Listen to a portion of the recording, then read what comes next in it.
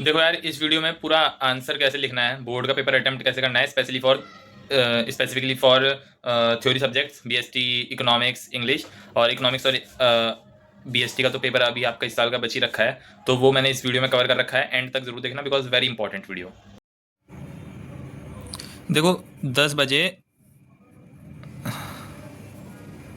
10 बजे आपको आपका क्वेश्चन पेपर मिल जाएगा, ठीक है। सॉरी, आंसर शीट आपको मिलेगी 10 बजे। और 15 मिनट के लिए आपके पास आंसर शीट रहती है। देन 10:15 पर आपको मिलता है क्वेश्चन पेपर। इन 15 मिनट में जो एंट्रीज रहती हैं वो सब प्लीज़ फिल कर लेना। ये 15 मिनट जो जो क्वेश्चन पेपर हैं, ये पूरा रीडिंग टाइम है, इसका आपको पूरा बेनिफिट उठाना है, तो यहाँ पर एंट्रीज अच्छे से कर लेना, ठीक है। गलती नहीं होनी चाहिए और जल्दी कर लेना, मतलब 15 मिनट में हो जाती है एंट्रीज सारी। कुछ बच्चे क्योंकि बहुत धीरे धीरे वो जो गोले गोले से बढ़ने रहते हैं, है ना, तो वो उसमें टाइम ज़्यादा वेस्ट मत करना, अच्छे से कर लेना उसको जल्दी। अब 10:15 पर आपको क्वेश्चन पेपर मिल रहा है। For next 15 minutes question paper को रीड करना है। रीड में भी क्या करना है, देखो पहली चीज़ तो थ्योरी क्योंकि पेपर है, एमसीक्यूज सॉल्व कर लेना सारे। कैसे सॉल्व करोगे, क्वेश्चन पेपर है, पेंसिल ली, उस पर हल्का सा डॉट लगा दिया जो आपको आंसर ठीक लग रहा है, जो आपको पता है आंसर ठीक है, उस पर डॉट लगा दिया। एंड ऐसे करके करके सारे जो 20 के 20 एमसीक्यूज हैं वो सारे कर लेने हैं, क्योंकि थ्योरी का पेपर है। देखो आपको अगर कुछ नहीं आता है तो छोड़ने, एमसीक्यू छोड़ने का कोई मतलब बनता नहीं है, क्योंकि नेगेटिव मार्किंग है नहीं, तो एमसीक्यू करना ही है। तो जो आपको बेस्ट उसमें सूटेबल ऑप्शन लग रहा है अपने हिसाब से, तुक्का ही मारना है, तो उस पर भी डॉट लगा लो कि आपको ये करना है, ठीक है। 15 मिनट में अगर ये 20 एमसीक्यू करने के बाद कुछ टाइम बच रहा है तो एक बार पेपर को ऊपर ऊपर से देख लो कि करना क्या है, कि कौन कौन से क्वेश्चन आ रखे हैं किस किस टॉपिक से। पर सॉरी, सो कौन कौन से क्वेश्चंस आ रखे हैं, क्योंकि बहुत फर्क पड़ता नहीं है। आपने वो क्वेश्चन अब 15 मिनट में पढ़ा नहीं पढ़ा, लिखोगे आप उन्हीं बाद में ही 3 घंटों में, बट आप एमसीक्यू सॉल्व करके अपने टाइम बचा सकते हो, ठीक है। तो ये सब आपको करना है। मान लो ये आपकी आंसर शीट यहाँ से शुरू हो रही है, तो देखो क्या करना है, इधर जैसे मार्जिन भी रहते ही हैं, है ना, वो मार्जिन इधर रहते हैं। आपको एकदम जैसे ही पेपर मिला, आपने आंसर 1 डाला, आपने पहले ही लिख लिया था।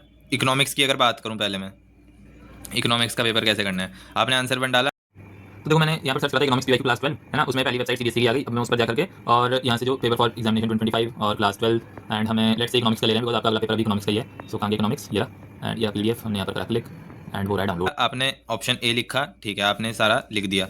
आंसर 2, ऑप्शन बी है मान लो, इसका लिख दिया, क्योंकि answer 3, answer 4, answer 5, 6, answer 6, answer 7, 8, 9, 10। तो आपने ऐसे करके करके सारे के सारे जो 10 के 10 एमसीक्यूज हैं, आपने वो सब एक ही लाइन में एकदम से कर दिए शुरू में। मान लो आप उन 15 मिनट में सारे एमसीक्यूज नहीं कर पाए, आप मान लो 15 ही कर पाए एमसीक्यू, आपने आंसर ये जो 5th वाला है ये भी नहीं कर रखा मान लो, है ना, जस्ट एज्यूम, तो इसको छोड़ दो अभी, इसको बाद में बीच में आके कभी भी कर देना, पर इसको आगे पीछे मत करना। ये जो फ्लो है, जो ये आप कंफर्ट टीचर को दे रहे हो कि वाह टिक टिक टिक टिक टिक टिक, जो उसे करने में मज़ा आ रहा है ना, तो उस वो आपको कंफर्ट, वो आपको एक्स्ट्रा 2 3 5 नंबर दे देगा आखिरी में एक्स्ट्रा, बिकॉज आपने उसको इतना कंफर्ट दिया है कि उसको बार बार इधर उधर पेज पलटने की ज़रूरत नहीं पड़ रही है। अब जैसे ये है, आपने सेक्शन ए डाला, उसके ऊपर सबसे पहले जहाँ पर स्टार्ट करना था, इधर देखो, जैसे इधर आपने सेक्शन ए इधर डालना पहले, ये इकोनॉमिक्स डालने की जरूरत नहीं है, ये तो मैंने आपको बताने के लिए बताया। तो सेक्शन ए डाला, उसमें ये सब करा 10 क्वेश्चन। मतलब जो मेन चीज़ है वो ये है कि आप क्वेश्चंस का जो ऑर्डर है वो चेंज मत करो। आपने फिर इसे पढ़ा, आपको लगा कि ऑप्शन सी सही है, मान लो, पता नहीं मेरे को, मैं पढ़ नहीं रहा हूँ, फिर लेट से हिंदी का है ये, तो आपने ये सब अभी आपको पढ़ने की भी जरूरत नहीं है, आप एकदम आपने डॉट लगा ही रखे हैं सब पर कि हाँ मेरे को ये पता है, ये सीधा सीधा लिखो। ये ऐसा क्यों लग रहा है कि मेरे को भी यही वाला क्वेश्चन पेपर मिला था।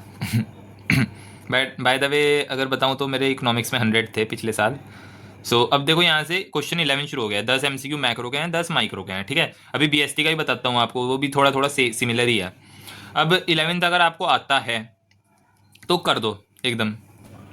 जैसे 11th क्वेश्चन था, आपने इधर जैसे जो मार्जिन था उसमें आपने आंसर 11 लिखा और आंसर करना शुरू करा कि explaining 2 precautions pertaining to expenditure of estimation of national income in a country, तो या फिर ऑन द बेसिस एक एक एक न्यूमेरिकल है, तो आपको जो भी चीज़ आती है वो आपने कर दी। अगर नहीं आती तो पूरा जो पेज है वो छोड़ दो, पूरा पेज छोड़ दो and from the next page answer 12 कर लो। कोई ये नहीं पूछने वाला है क्योंकि वहाँ पे कि आपने पेज यहाँ पर वेस्ट क्यों करा, क्या करा, वो सब गया भाड़ में। आपको अपना ऑर्डर मेंटेन करके चलना है and that will give you a huge benefit.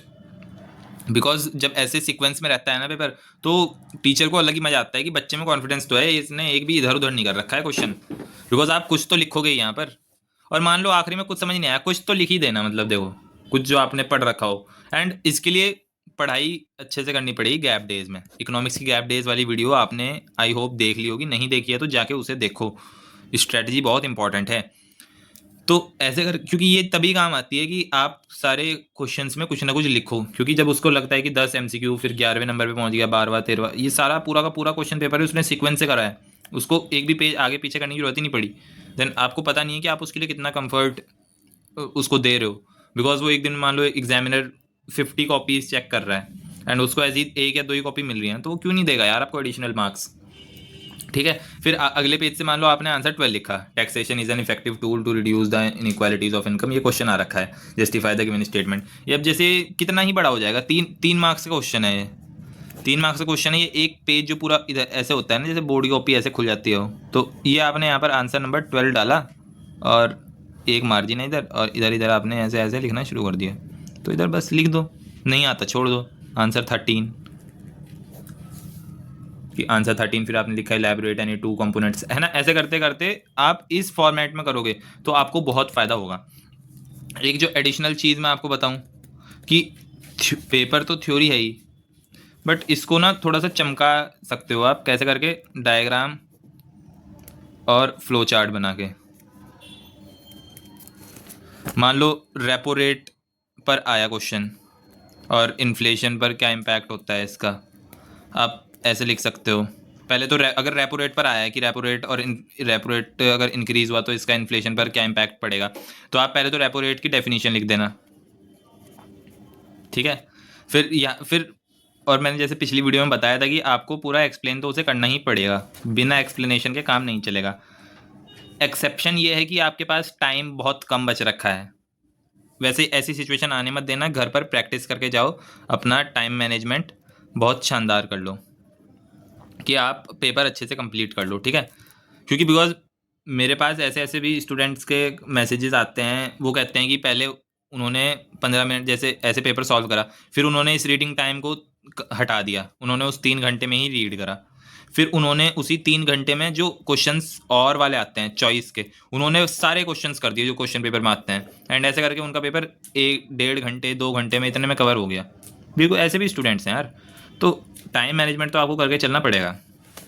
तो आप पहले उसे एक्सप्लेन करो, फिर यहाँ पर चार्ट बना दो कि रेपो रेट RBI ने इंक्रीज़ कर दिया मान लो, तो उससे फिर आगे क्या इम्पैक्ट पड़ेगा, बैंक्स के पास, बैंक्स को जो फंड्स मिलता है वो कॉस्टली हो जाएगा, है ना, ऐसे करके। तो फिर वो लोन कम देंगे तो मनी सप्लाई कम हो जाएगी, मनी सप्लाई ऐसे हर बॉक्स में मनी सप्लाई कम हो जाएगी तो लोग लोन कम लेंगे, ऐसे करके मार्केट में करेंसी कम हो जाएगी एंड इन्फ्लेशन कम हो जाएगा।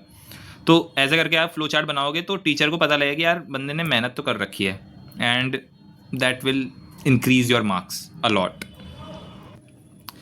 और जहाँ मैं कह रहा हूँ कि आपको पेज छोड़ना है, तो अगर आपको लग रहा है कि ये एक पेज से ज़्यादा में आ सकता है, 2 छोड़ दो।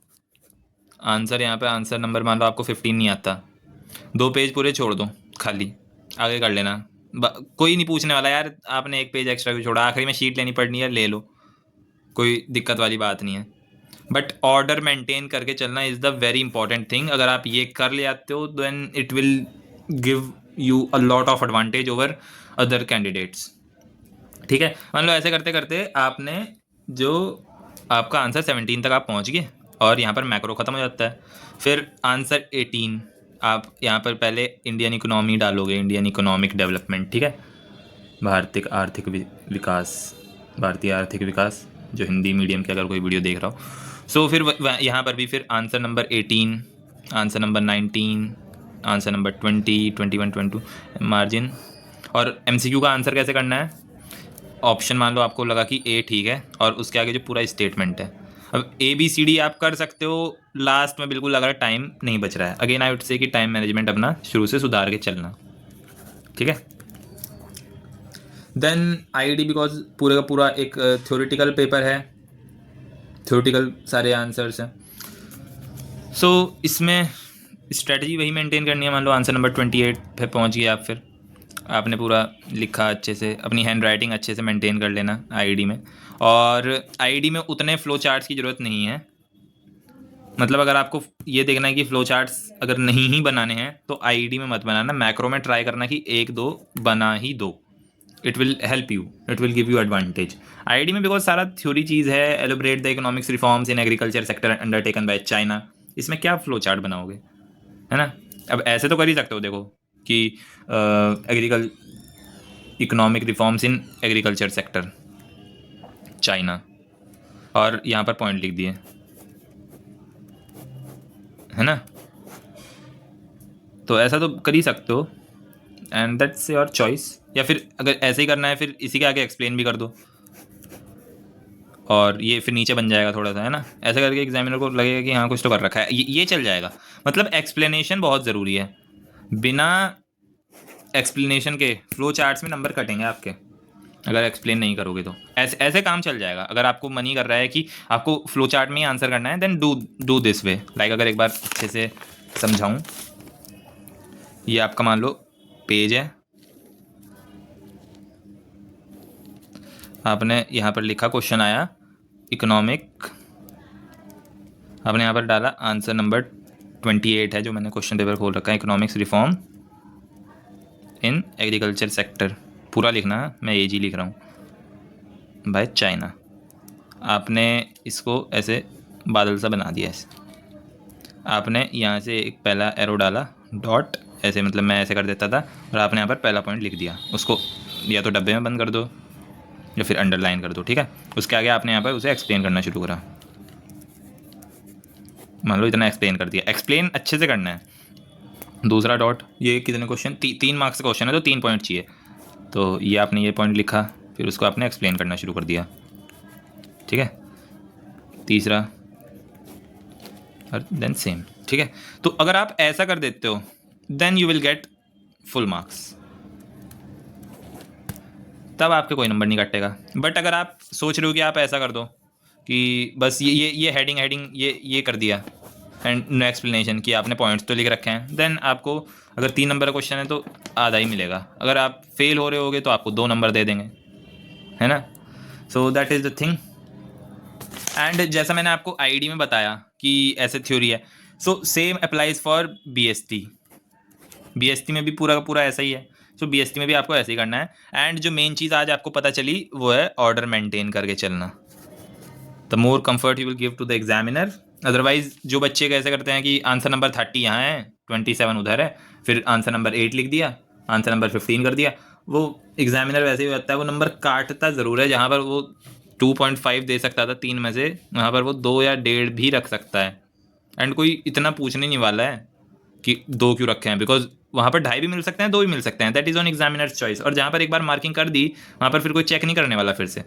So that is the thing, जो आप फॉलो करोगे तो आपके मार्क्स आपको ज़रूर इंक्रीज़ हुए हुए मिलेंगे।